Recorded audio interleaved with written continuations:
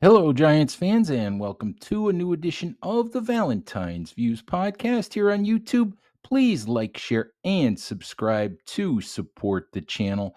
We are in the third and final week of New York Giants OTAs. There are 4 practices this week. As you guys listen to this, the Giants have already conducted 2 of those practices.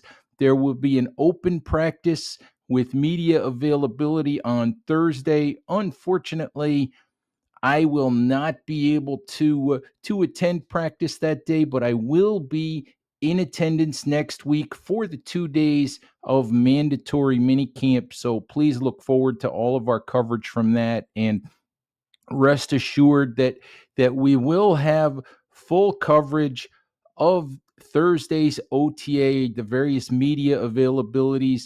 We the practice reports. We'll check in with the folks that we trust on Twitter. Get you guys the best practice information that we possibly can. So please use Big Blue View as a resource for your information on that on Thursday and next week during the mandatory mini camp as well. What I wanted to do today is quickly touch on some of the players who have more or less created a stir, have gotten some attention during minicamp. We're going to stay off the quarterback topic. We're not going to talk about Russell Wilson or Jackson Dart or Jameis Winston or even Tommy DeVito today. We're going to talk about some of the other players who have gotten attention so far during the OTAs. And please remember, these OTAs are conducted in shorts and t-shirts with helmets. Of course, no pads, though. No contact allowed theoretically. There is, of course, a little bit of contact that happens when guys compete, for balls, when a cornerback and a wide receiver compete, for a ball that's in the air. There might be a little bit of contact along the offensive line, but these guys are not, they're not going all out to knock each other around. They're not competing 100% for these 50-50 balls. So you're not getting a full, true picture, but you still get some information, some things to talk about, some things to discuss. And that's what we'll do today.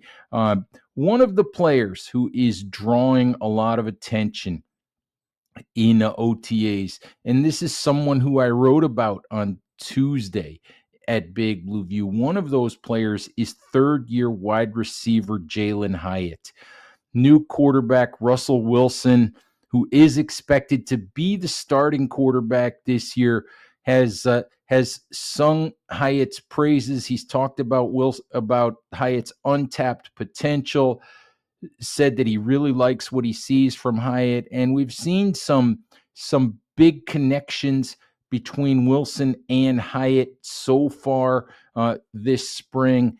And Wilson, famous for his moonball, first in the NFL in completion percentage and passes above 20 yards last season. Wilson is a quarterback who should be able to take advantage of Jaylen Hyatt's speed, of his vertical ability. Daniel Jones was either reticent to throw the deep ball the past couple of years or simply unable to put it on target.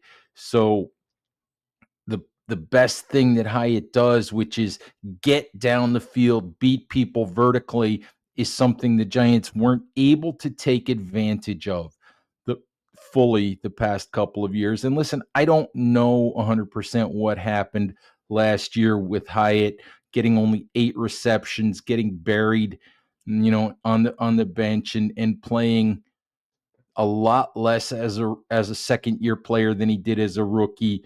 I know there were reports that he was unhappy, that he had, words with the coaching staff, that he had words with management, all of those things. He's a young, frustrated player, and I get it. But we'll see what happens here going forward in 2025. And the one thing that I want to mention in regards to Jaylen Hyatt, and this will be a theme as I talk about all of these players is, again, it's OTAs, it's June, it's not September, October, November, December when it counts, when guys are in pads, when the defense is going full out to try to stop what's going on, when they're studying film on every single move that you make, and you have to dig deep into your bag of tricks to get open. This is June, OTAs, mini camp. And what I want to say about Jaylen Hyatt is this is this is a good development so far with him and Russell Wilson. It's a positive development. It gives you optimism that Hyatt will finally begin to approach being the player that the Giants thought he would be, that the Giants hoped he would be when they traded up to draft him in the 2023 NFL draft in round 3. But let's remember, in 2023, Jaylen Hyatt was dynamite in the spring. He was dynamite in training camp. He looked unguardable. He looked like a future Pro Bowler. He looked like a guy who was going to walk into the league from week 1 and be a game-changing playmaker. That summer, he looked like an absolute steal in round 3 of the draft. And I have to admit to being, one of the people who was fooled, because when the season started, it just didn't happen for Jaylen Hyatt. Maybe the fact that he was still a very, very light player, that he still hadn't mastered the playbook, that he still hadn't mastered the nuances of a lot of the route running and ways to get open that are required in the NFL. Maybe it was those things. Maybe it was partially quarterback play. But what we saw in this summer just didn't translate. And the same thing happened in 2024. All spring and all summer, the Giants tried to hand Jaylen Hyatt a starting job. He ran with the first team almost exclusively all spring and all summer, ahead of Darius Slayton. And we saw that, like I said, we saw that all spring, we saw it all summer. And then once we got to week 1, once we got to when it counted, the Giants looked at the sum of the film. They looked at what Hyatt had put on tape. They looked at the practices. They looked at the preseason games. And they decided Jaylen Hyatt wasn't ready for that kind of responsibility, for that kind of workload. He wasn't ready to be wide receiver 2. And they went back to Darius Slayton. And Jaylen Hyatt had a very minimal role for the Giants all season long. Really only got extended playing time when other guys were hurt, only caught 8 passes all year long. And so again, really good spring, really good summer, lots of reasons for optimism, and it just didn't translate. So my warning again is, don't think that Jaylen Hyatt has it all figured out. Don't think that Russell Wilson's presence is automatically going to turn him into a star. It's a great sign that things are going well between Wilson and Hyatt right now. But let's wait until September, October, November and see where things go before we say officially, before we say that Hyatt has turned a corner and is now a big playmaking part of the Giants offense. Just remember that we thought it was going to happen in 2023. We thought it was going to happen in 2024. It didn't happen either year. So let's wait and see before we anoint Jaylen Hyatt as wide receiver 2 for the Giants this upcoming season. The next guy I want to talk about is Dane Belton. Belton, 4th-year safety for the Giants, 2022 4th-round pick. Dane Belton's always been a guy who had a nose for the football. His first NFL snap was on a kickoff, and he recovered a fumble.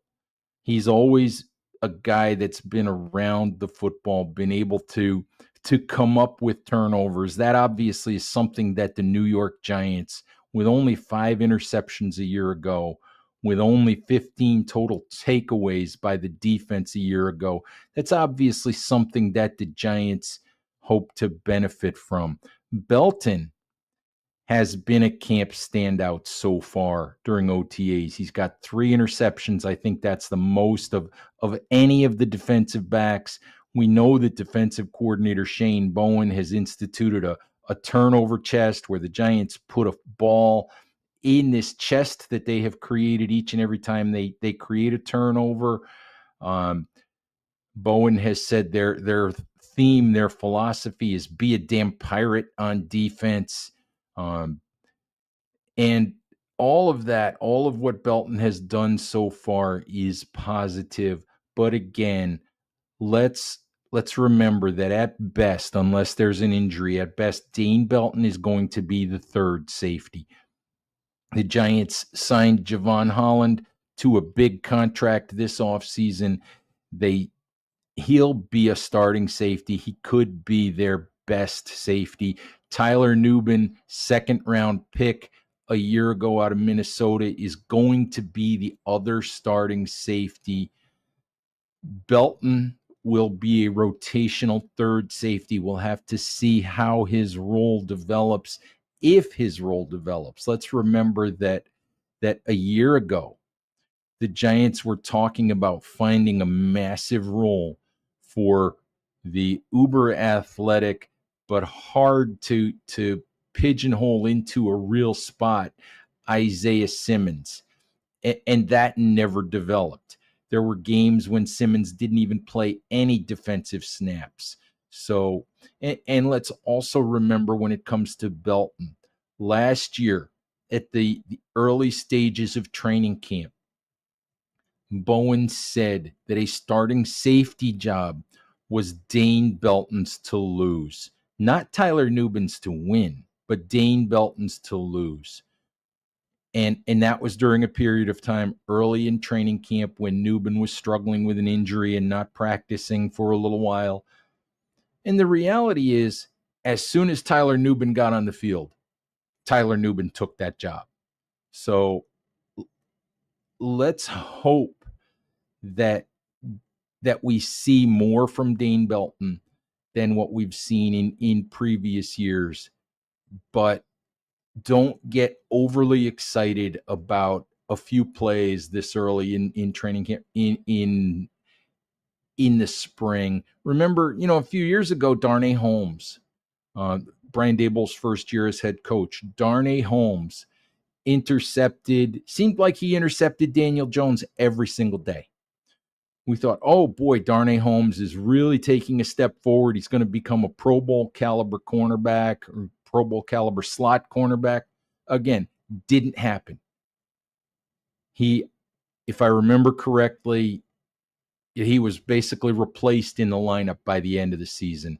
So I continue to caution that what you see in June is not always indicative of what you're going to get in September, October, November, and December. It gives you reason for optimism, reason to hope that a player is taking a step forward, but don't draw any conclusions from what you're seeing right now. So next player I want to talk about is Evan Neal. And it's interesting with Neal, of course, 4th-year offensive lineman moving to guard. We've seen Neal at guard now in 2 OTA practices.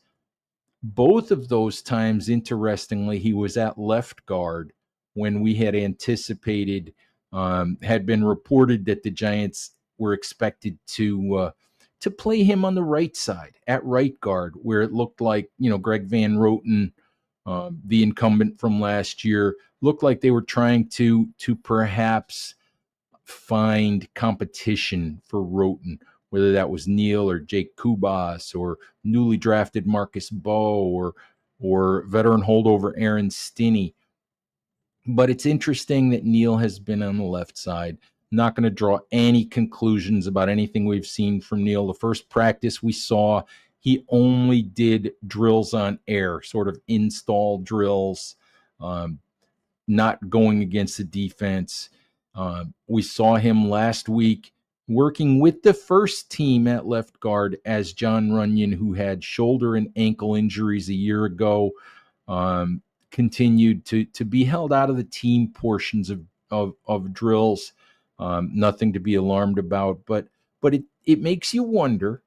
It does make you wonder if the Giants are thinking about playing Neil or opening a competition actually at left guard.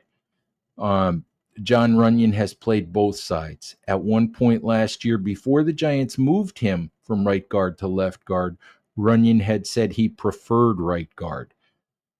Then, of course, when he moved to left guard, he said he was fine with left guard. He's played both about equally throughout his career. You wonder if the Giants are looking at their personnel, thinking that Neil, played left tackle at Alabama. He also played right tackle at Alabama, but he played a year at left guard.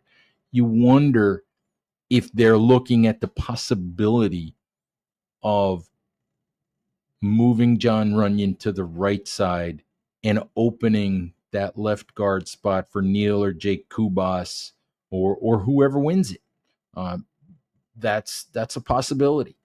I won't discount it. It'll be interesting to see as these practices go forward and as we get more access to some of these practices during mini camp and during training camp. It'll be interesting to see if we see Neil on both sides. One thing again, don't read into Neil being with the first team too much at this point. It doesn't mean they're penciling him in as a starter. For all we know, the days that we haven't been there, Jake Kubas or Marcus Bowe or Aaron Stinney, has been with the ones at left guard. So I wouldn't read anything into that just yet, but it is interesting that they're using Neil on the left side, or have been, at least when we've seen practices thus far. Fourth player I want to talk about is Deontay Banks. Had a chance to be in defensive coordinator Shane Bowen's press conference the other day. Talked to Bowen a little bit about Banks, and he indicated that Banks, whose maturity came into question last year when his effort was questioned on a couple of plays. He indicated that Banks has shown dramatic growth so far in his third season as an NFL player, that he's practicing well, that he's asking a lot of questions in meetings, that he's attentive, that he seems to have a good relationship with new cornerbacks coach Jeff Burris after defensive backs coach Jerome Henderson and assistant defensive backs coach Mike Trier were fired after the season, replaced by Burris, and defensive backs coach / passing game coordinator Marquand Manuel. Again, good sign. Deontay Banks, first-round pick 2023, has all the physical tools in the world. Everything you'd ever want. Size, speed, explosiveness. He has all of those physical tools. But you need more than that to succeed in the NFL. You need study habits. You need work ethic. You need the ability to find the football. You need maturity. You need to work harder than the guy works across from you, because everybody has talent in the NFL. And it's a good sign that we're hearing that Deontay Banks is studying and learning and trying to gain more knowledge and trying to get better. Deontay Banks, with Paulson Adebo on the other side from him, Deontay Banks doesn't have to cover number one wide receivers all the time. Adebo is more or less a left side corner. Banks is more or less a right side corner. So I'd expect these guys to pretty much stay on their own sides and cover whoever's in front of them. And if Deontay Banks plays the way that he played as a rookie, if he plays like the player that the Giants drafted him to be, then the Giants secondary has an opportunity to be outstanding in 2025. But again, we've only seen a couple of practices.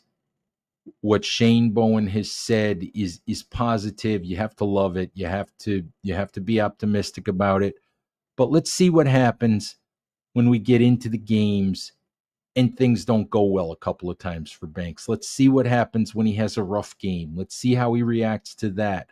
Let's test his maturity by how he reacts to what happens when he gives up a couple of plays. Again, I like Tay. Tay is a young man who doesn't like to talk to the media, doesn't give you a whole lot.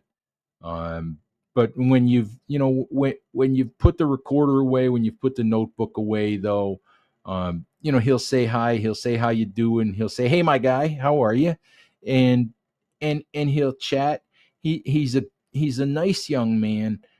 Um, Mystifying to me that the effort issues came up last year because no one I've ever talked to in Banks' background, in his past, no one has ever said they've had an issue with anything like that. There's nothing in his bio, in his background, that indicates attitude or effort issues. So hopefully he's past that, but we'll see when it counts. Hopefully, as I said, hopefully he's past that, because the Giants do have a lot invested in him, and he can absolutely make a big difference for the Giants in 2025 and going forward. The only other thing I wanted to talk about is, this time of year we don't get to judge line play very much. We really don't get to judge linebacker play. We get to, as Brian Daboll says all the time, it's a passing camp. We get to judge quarterback play. We get to judge guys catching the ball, guys trying to stop the other guy from catching the ball, at least without any contact. That's what we get to look at. And with that backdrop, one of the really interesting things this year for me remains the fact that the Giants signed 5 undrafted free agent wide receivers this offseason. And a bunch of those guys have had their moments so far this spring. Dalen Combre, Daquan Felton, Juice Wells, Bo Collins have all made plays. I think the favorite out of all of those guys might be Daquan Felton because of his size speed combo. He might be a guy the Giants look at as a potential replacement for Bryce Ford Wheaton on the roster. Ford Wheaton, good special teams player, has yet to really develop or show much as a wide receiver. Maybe the Giants are looking for another guy to put into that roster spot. Don't know, but I'm curious to see the progress of those players. Dalen Combre is so interesting to me because this is a guy who was used almost exclusively in college as a special teams player. Didn't play a whole lot on offense, and can a guy like that make a roster? I think about Nate Ebner, who was really a rugby player who didn't play college football, who really was brought to the NFL, by the Patriots and by Bill Belichick, and had a long, successful career that ended with the Giants, if you recall. Is a guy who played almost exclusively special teams and was only an absolute emergency safety, a guy that really wasn't a defensive player. And I just wonder, with a guy like Dalen Combre, is there a spot on an NFL roster? Is there a spot on the Giants roster for him? Can they stash him away on a practice squad and develop him into an NFL player? So I'm anxious to see how things develop with all of those undrafted wide receivers, and with all of the players that I've already mentioned. So we'll be keeping a close eye on all of those guys through the mini camp next week and through training camp, when it gets here in late July. So So remember, Giants fans, stay with BigBlueView.com for all of your Giants needs as we get you ready for what promises to be a very interesting 2025 season, a year that will tell us a lot about the direction of the franchise going forward. Is Brian Daboll going to be the coach after 2025? Is Jackson Dart the right quarterback selection? Um, how many of these young players that the Giants have drafted the last couple of years turn into core guys that you can go forward with and try to win with? So stick with us at Big Blue View. We'll have all the Giants coverage that you need, and come back to the podcast. I'll be here a few times a week. Try to get you some interviews. Try to get you some commentary. Carry you through the summer and into the season. Try to fill your need for Giants content. So as always, Giants fans, thank you for watching. Please stay safe out there. Take care of each other, and we'll talk to you soon. Bye-bye.